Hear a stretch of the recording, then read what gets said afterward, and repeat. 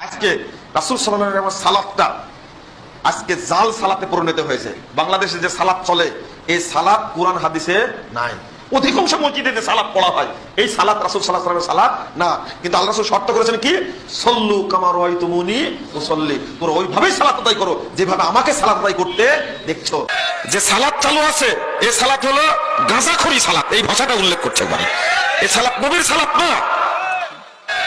যে সালাত চালু আছে, এই সালাত হলো গাঁজাখড়ি সালাত।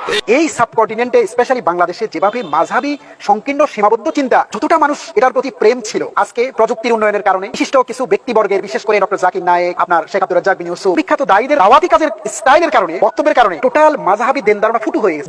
জ্বর জ্বরে সব জায়গা থেকে লোকজন বেরিয়ে নতুন নতুন অথেন্টিক ইনফরমেশন নিয়ে আমল করতে চায়। এটাই হলো সবচেয়ে বড় মাথা। আমি 97 রাজশাহী বিশ্ববিদ্যালয়, মদিনা বিশ্ববিদ্যালয়ের শিক্ষকদের দ্বারা পরিচালিত একটা আরবি কোর্স অংশগ্রহণ করি। ওখানেই সর্বপ্রথম আমরা দেখি যে হাত তুলে নামাজ পড়ছেন। তো তাদেরকে জিজ্ঞাসা করলাম, লিমা যাতার ফাইয়া দেয়, আপনারা হাত তুলেন কেন? তো তারা বলছে, আরে তুমি কি বলো, কাসীরুম মিনাল হাদিস মাওজুদ ফি সিত্তা, তুমি কি হাদিস পড়ো না? অনেক হাদিস আছে ওখানে। গালিব স্যার ওখানে বিশাল বইয়ের ভান্ডার আছে। ঢুকলাম, পেজটা উল্টালাম, তো দেখি জানলে অবাক, কাসীরুম মিনাল হাদিস মাওজুদ, অনেক হাদিস। তো ওখান থেকে সিদ্ধান্ত নিয়েছি যে না, আমি যেটা সবচেয়ে সঠিক সেটা মান। তারপরে এসে তাফসীরের জালালাইন যখন উল্টালাম, তাফসীরের জালালাইন উল্টে দেখি যে ওয়ালা দাল্লিনের তাফসীরে লিখছেন হাজা, মানে ওয়ালা দাল্লিন বলে সাহাবীরা জোরে আমিন বলতেন, এই ব্যাপারে অনেক হাদিস আছে। ওয়ালাকিন্না হাজা লা বে ইনদা আবি হানিফা, আবু হানিফার দৃষ্টিতে এটা করার দরকার নাই। তখন আমার মাথা স্টার্ট করলো, হাউ ইট ইজ পসিবল? রাসূলের হাদিস যদি থাকে, who is Abu Hanifa here? He is not the prophet, he is not the messenger, সে তো রাসূল না, কিচ্ছু না। এই যে পরিবর্তন, এই পরিবর্তনের অঙ্গীকার নিয়ে ইউনিভার্সিটি লাইফেই তখন বদলে গেলাম। পৃথিবীতে এমন কোন মায়ের বেটা নাই যে তাদের সামনে বসে তাদের নামাজকে জাল প্রমাণ করতে পারে। আমি তার চ্যালেঞ্জ গ্রহণ করে উল্টো আমি ওপেন 10 লক্ষ টাকা আমার পক্ষ থেকে চ্যালেঞ্জ ঘোষণা করা হলো। 10 লক্ষ টাকা। এখন আমি যে হাদিসগুলো বলবো, হানাফি মাযহাবের প্রত্যেকটা হাদিস জাল। হানাফি মাযহাবের যে সালাত, যেই হাদিসের উপর ভিত্তি করে তারা সালাত আদায় করে, সেই হাদিসগুলো জাল। আমরা সাধারণ মানুষ যাদের পর্যাপ্ত ইলম নাই, আমাদেরকে হানাফি ভাইদের সঠিক রাসূলের সালাতের নিয়ম দাওয়াত দেওয়া এবং তা নিয়ে বিরোধে জড়ানো উচিত। হানাফিদের নামাজ সহিহ না। আমি একদিন বললাম যে ভাই কেন, হানাফিরা নামাজ কি দক্ষিণ মুখে পড়ে নাকি, বিনা অজুতে পড়ে নাকি? নামাজ সহিহ নামাজ আল্লাহু আকবার বলে হানাফিরা কি অন্য কোনো কিছু বলে পড়ে নাকি? কতটুকু গায়ের সহিহ? আর যেটা আমি গায়ের সহিহ পড়ছি, এটা কি তাদের কোনোই দলিল নেই? এই জন্য ভাইরা, আমি যেটা বুঝি, আমার কাছে কেউ বলে আপনি কেমন নামাজ পড়েন, অনেক সময় বলে আপনি কোন নামাজ পছন্দ করেন, আমি আমার মনের কথাটা বলি। একজন মানুষের নামাজের রুহানিয়ত, সে দোয়া পড়ে, ছানাগুলো বিভিন্ন ছানা পড়ে, সেজদায় আল্লাহর সাথে কথা বলে, রুকু সেজদাগুলো সুন্দর করে করে, তার নামাজের মনোযোগ, নামাজের বেলায়াত এটা বাড়ছে, এটা আমার ভালো লাগে। এখন সে এই যে 8-10টা ইকতালিমু আসসালামের রফাদান করে কি করে না, এটা নিয়ে আমার খুব একটাই হয় না। আমাকে অনেকে হ্যান্ডশেক করে এক হাতে, আমার মোটেও কষ্ট লাগে না। অনেকে 2 হাতে, আমার মোটেও কষ্ট লাগে না। কারণ মুসাফার ক্ষেত্রে 1 হাত 2 হাত বলা নেই, যাতে 1 হাতে করলে ইনশাআল্লাহ আদায় হবে। আবার তবে ইন্দের যুগে 2 হাতে মুসাফা, এটা হাদিস বুখারীতে আসছে, যাতে 2 হাতে করলে কেউ খারাপ হয়ে যাবে এটা আমি মনে করি না, আর 1 হাতে করলে কেউ খারাপ হয়ে যাবে এটা আমার বিশ্বাস লাগে না। এটা আমার দুর্বলতা হতে পারে, অথবা আল্লাহ জানেন কি। আমি মনে করি যে ক্ষেত্রে আমাকে একজন লিখেছে যে স্যার আপনার ভিতরে বেদাত আছে, আপনি যে মাঝে মাঝে মোনাজাত করেন, আর এটা আপনি বলেন এটাও ঠিক ওটাও ঠিক, স্যার দুটো হইতে পারেন, একটা হবে, এটা তাদের চিন্তা। কিন্তু আমি মনে করি যেখানে দুটো, আমি বিশ্বাস করি, আমি পড়েছি, আহলে হাদিস যেটা পড়েছি, হাম্বলিটা পড়েছি, হানাফিটা পড়েছি, পড়ে টুড়ে শেষ পর্যন্ত মনে হয় যে এই যে সব বাদ দিয়ে একটাই ঠিক, এই যুক্তিগুলোই ঠিক না। হাদিস সহিহ, আমি বলবো যে আমি এই হাদিস আমল করি, সে ওই হাদিস আমল করি, ব্যাস মিটে গেল। আমি পড়েছি ভাই, বিশ্বাস করেন, কিন্তু হাদিসের সনদ বিচার পর্যন্ত আমি থাকতে চাই। এরপরে দুটো হাদিসই সহিহ, এই হাদিসটা এই যুক্তিতে এটা মানা যাবে না, এই বিষয়গুলোই আমাদেরকে খারাপ জায়গায় নিয়ে যায়। এটা না করে আমরা হাদিসের মতো উদার হই। যে ব্যাপারে দুটো হাদিস আছে, আলহামদুলিল্লাহ আমি এটা পালন করছি, ওটা পালন করছে, আমার কাছে বিভিন্ন যুক্তিতে এটা উত্তম মনে হয়েছে, ওর কাছে বিভিন্ন যুক্তিতে ওইটা উত্তম মনে হয়েছে, সবাই আমার বুঝবে, এটা কেন চিন্তা করবো? আমাদের সমস্যা কি? আমি যেটা সহিহ বুঝি ওইটা আপনার বুঝতে হবে, নাহলে আপনি সহিহ হাদিস মানেন না।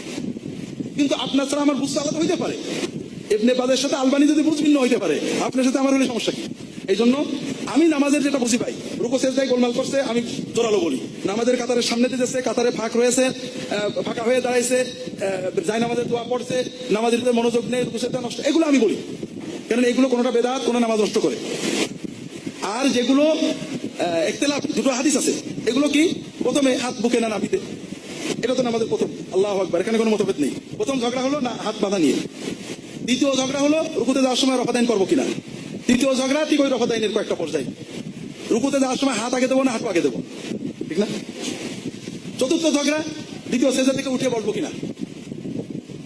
আর ঝগড়া তো খুঁজে পাচ্ছি না, এরপরে কোনটি হাত তো হারাই গেছে।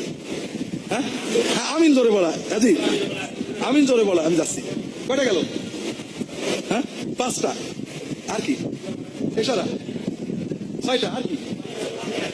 হ্যাঁ সূরা ফাতিহাটা বাদ রাখিছি। এই যে 6টা কি ফরজ না মুস্তাহাব? মুস্তাহাব। এবং এর হাতের ইশারায় কোনো ইখতিলাফ নেই। হানাফি মাযহাবের একেবারে মূল কিতাবেই আছে ইশারা করতে হবে। যারা হানাফি নামে ইশারা করেন না তারা মাযহাব জানে না। তবে ইশারার পদ্ধতি আমি এক জায়গায় বলেছি যে এটা হতে পারে, এটা হতে পারে। একজন বলেছে তা হয় কি করে, একটা হবে। কিন্তু মুশকিল হলো ইশারার কথা সহিহ হাদিস আছে 8-10টা মুতাওয়াতির, কিন্তু ইশারা কখন থেকে শুরু হয় কখন শেষ হয় কোনো হাদিসেই নেই। আলেমদের ব্যাখ্যা, তবে আমি আলেমদের ব্যাখ্যা কোনো হাদিসের সমান বানাবো। আমি বলবো ইশারা করতে হবে কারণ হাদিসে আসছে, কিন্তু ইশারা কখন থেকে কখন পর্যন্ত এটা যদি হাদিসে ক্লিয়ার না, এখানে ইজতিহাদের সুযোগ আছে, কাজে একাধিক ইজতিহাদ আমি মেনে নিচ্ছি, আমি প্রথম থেকে শেষ পর্যন্ত রাখি। কিন্তু কেউ যদি আশহাদু আল্লা ইলাহা ইল্লাল্লাহ ওয়া আশহাদু আন্না মুহাম্মাদান নামিয়ে নেয় অথবা 2-3 বার উঠাই, তা আমার সমস্যা কি? সেটা হাদিস তো মানছে। হাদিস মানার পদ্ধতিটা হাদিসে স্পষ্ট না থাকার কারণে ইজতিহাদের সুযোগ এসে গেছে। কথা বুঝতে পেরেছেন? তো এই জন্য তাহলে ঝগড়া গেল 5টা না 6টা। বিশ্বাস করেন এই ঝগড়াগুলো সব মুস্তাহাব। হাত না বেঁধে ঝুলিয়ে রাখলেও নামাজ হবে, আমিন মোটে না বললেও নামাজ হবে, ঠিক না? রফাদাইনটা না করলে নামাজ হবে না কেউ বলেননি। যারা একাধিকবার রফাদাইন বলেছেন তারাও বলেছেন এটা মুস্তাহাব, এবং হাদিস তাই বলে, কোনো তাকিদ নেই, ইনকার নেই। এরপরে এই যে সেজদায় যাওয়ার সময় আগে হাত না হাঁটু, আমাদের সৌদি ওলামায়ে কেরাম আগে হাত রাখাটাকে প্রাধান্য দেন, আগে হাঁটু রাখাকে। সৌদি আরবের একজন খুব বড় শেখ সালেহ আল শেখ মন্ত্রী ছিলেন, ধর্মমন্ত্রী, আমাদের বড় ভাই পর্যায়ের, উস্তাদও ঠিক না, আমি দেখছি বসছি একসাথে অনেক। উনি আবু দাউদের ব্যাখ্যায় ওনার সামেলাতে পাওয়া যায়, উনি বলছেন তৃতীয় আরেকটা পদ্ধতি আছে, সেটা হলো মাথা আগে দেওয়া। ইয়ার কি মেরে বলেছেন আর কি। এই হাদিসটা প্রথমে বলা আছে তোমরা উটের মতো বসো না। উট কিভাবে বসে? যারা আরব দেশের সৌদি আলেমরা বলেন উট আগে হাত দেয় তারপরে হাঁটু দেয়। তাহলে প্রথমে বোঝা গেল আগে হাঁটু দিতে বলা হলো, কিন্তু পরে যে বলছে আগে হাত দাও পরে হাঁটু দাও। এই হাদিসের প্রথম বাক্যের সাথে দ্বিতীয় বাক্যের কন্ট্রাডিকশন আছে। এই কন্ট্রাডিকশনের ব্যাখ্যায় নানানজন নানান কথা বলেছেন। সর্ব অবস্থায় যেহেতু আগে মাথা দেওয়া সম্ভব না, আগে হাত দিতে না হাঁটু দিতে নামাজ সমান সহি হয়ে যাবে। জালসাতুল ইস্তিরাহা অর্থাৎ প্রথম রাকাতে, দ্বিতীয় রাকাতে এবং চতুর্থ রাকাতে ওঠার সময় বসা, এটা সহিহ হাদিস আছে। আবার না বসে ওঠা সরাসরি, এটাও সহিহ আছে। উলামাদের সমন্বয়ে ইখতিলাফ আছে। সৌদি আলেমরা ইবনে বাজ, বিশেষ করে ইবনে জিবরিল, আমি ওনার কাছে পড়ছি কিছু, উনি এটা লম্বা মাকালা লিখেছেন। তাদের অধিকাংশই এটা মায়লান যে রাসূলুল্লাহ সাল্লাল্লাহু আলাইহি ওয়াসাল্লাম বার্ধক্যের অবস্থায় এটা করতেন, অর্থাৎ একটু বসে তারপর উঠতেন। কাজেই যাদের ওজন নেই তাদের সরাসরি উঠলেই ভালো। আবার অনেক মুহাদ্দিস বলছেন না, বসে উঠতে হবে। সর্বাবস্থায় এটা মুস্তাহাব। এশারা বললাম, তাহলে আর তো আমার আপনারা দেখেন আর পেতে পান কিনা না। আমি মূল নামাজের ভিতরে যাইনি এখন। মূল নামাজের ভিতরে এখন থাকলে সূরা ফাতিহা পড়ার কথা। জি জি তাওয়াররুক, হ্যাঁ তাওয়াররুকটা আছে, তাওয়াররুকটা আছে, তাওয়াররুক এটা হলো সর্বশেষ ইখতিলাফ। তাওয়াররুক সহিহ হাদিস, তাওয়াররুক সহিহ হাদিস। যারা তাওয়াররুক করেন না তারা উমিয়াতের উপরে বসেন, কিন্তু বিনা তাওয়াররুকে নামাজ নষ্ট হবে এরকম কিছু নেই। সব মিলিয়ে এই মশলাগুলো হলো ইখতিলাফ, যেটা নিয়ে আমরা প্রচন্ড গোলমাল মারামারি করছি। এই জন্য আমার কথা হলো যে সহিহ হাদিস পালনে কোনো দোষ নেই, সহিহ হাদিসকে সহিভাবে পালন করতে হবে। আপনি যদি মনে করেন এটা সহিহ মুতমাইনান আপনি পালন করেন, অন্যকে দাওয়াত দেওয়ার সময় দেখেন যে রাসূলুল্লাহ সাল্লাল্লাহু আলাইহি ওয়াসাল্লাম এক্ষেত্রে কোনো আপত্তি করতেন কিনা, বা এটাকে সহিহ হাদিসে কতটুকু গুরুত্ব দেওয়া হয়েছে। আপনি বলতে পারেন যে এই তাওয়ারুকের হাদিস সহিহ, আপনি